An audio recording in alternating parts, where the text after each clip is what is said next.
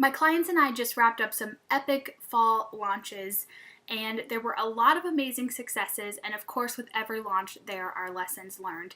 But there were three things that stood out to me that I wanted to share with you in kind of a what's working now episode.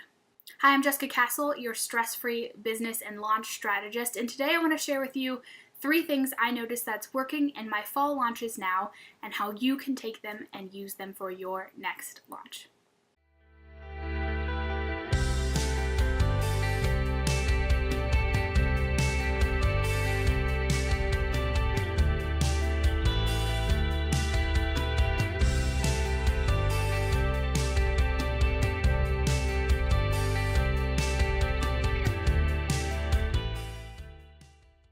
When I think about launching and when I look for things that are working, I'm really looking for patterns, and especially for patterns that specifically moved the needle. I'm not looking for something that got one sale, but I'm looking for something that had repeated results in making a successful event for my clients. And when it comes down to it, there were two traits, there was three things, but there were two traits that really played a big role. One was offering way more support and availability of our sales team than usual, and the other two were about really customized and targeting messages. And if you think about it, it totally makes sense that customization and segmentation is becoming more and more important in this era where we can really have everything we want. My iPhone functions and has different apps than your iPhone. We want things that can be customized to us. And on the other hand, the support levels really need to go up as we're all online a lot more, but we're also getting really disconnected in the same turn. So these three things that I want to share with you as to what's working now play into those roles, and I want to dive into the first one with you now, which is all about offering more availability of your time and more support when people are going through the buying process.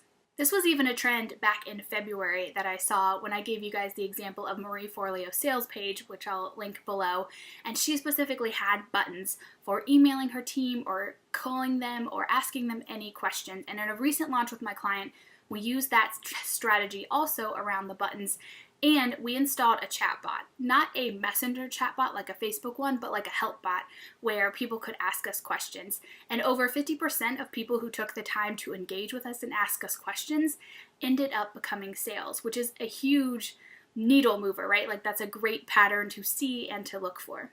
I also noticed in some recent launch emails from a couple other people whose lists I'm on that at the bottom of their sales email they have something that says, if you have any more questions, please schedule a call with me, and it has a link to their calendar. I think the more and more you can take the people who are active leads, the ones who are going to click, the ones who are going to chat, and support them, because everyone has questions. Is this program customizable to me? Does it work for my unique situation? Can it work for XYZ? If you can answer those questions on the spot as opposed to waiting for these kind of broadcast emails and these fax emails where you're trying to address everyone's objections, if you can get people in a one-to-one conversation and say, yes, this is for you, or be honest and say, no, it's not for you, those are the things that are really going to make a difference in your know, like, and trust factor, in your buying, and also reducing your refund rates. So whether you're launching or you're just doing, your usual one-to-one and you're trying to get a few more clients, think of ways that you can be more available, more supportive, answer more questions during the buying process. The second thing I want to share that's working, I've been sharing pretty much all year with everyone who will listen to me, is that retargeting ads work so well. Most people's email rates are anywhere from 20 to 30. When you're launching, those can start to tank, but you have the availability to upload your list to Facebook, to target with them an ad, and say something specific. But here's the catch in what I experimented with in some recent launches. So if you customize those messages based on the pages they have visited. Here's what I mean by that. In the past, I've run retargeting ads that worked pretty well, but we were sending kind of the same message to everyone. So anyone who was on their list, they were seeing carts open, carts closing, things like that. However, we took the time to really map out the buyer process, and we said, here's the message they should see if they haven't visited the sales page.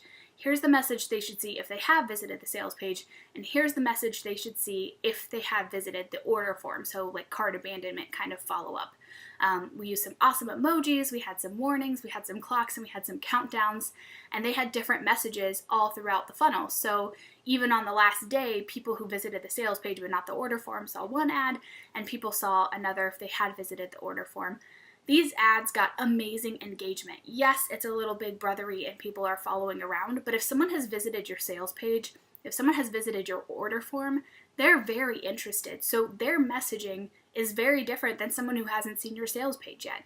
And to think that everyone kind of falls under the same retargeting ad, definitely a little bit of a mistake. So take the extra time and figure out what's missing from your retargeting funnel and have some different steps and different messaging at different stages of their process. So retargeting ads, I've talked about a little. I expanded on a little bit here about how to have those different customization messages. To that end, my second customization tactic, but my third overall tactic of what's working now, is making customized email offers when your cart is first open. One of my clients had a super successful waitlist launch. So before her cart opened publicly, we sent out some segmented emails to her waitlist and said, hey, you had signed up for the waitlist. Here's the thing you were waiting for, and we gave an incentive. We also sent a customized offer to people who were past customers of a different product that related to the more signature offering. And we also customized some incentive emails to past purchasers to invite their friends. But before the cart even opened publicly, there was a significant amount of sales already in the bank because we took this extra time to figure out some very targeted messaging to these audiences. And the reason that it works is because people already who are on your list or have opted into a wait list or have purchased something from you in the past see you as the expert. And if your program even delivered the tiniest of result, they trust your opinion. And if you tell me that purchasing program X before was a baby step and that I really need Y, I trust you. I trust you as the expert. I trust that you know me, that you would recommend something to take me to the next step. The same way a doctor who is adjusting prescriptions as you're growing, as you're changing, would do. We trust your opinion. So if you can send me something targeted and remind me what I signed up for or what I had purchased from you in the past and how it related to this new thing, I'm already more interested in than if you just included me in a blanket email with everyone else. And the best part is that taking the time out to do this also gives you a great energetic burst because before your cart is even open publicly, you have seeded your launch and gotten a couple people in and the money has been flowing and you tune into that abundance and you have a super awesome launch that meets your goals. Thinking about these things may seem out of place in a launch strategy where you're just trying to get people to a sales page.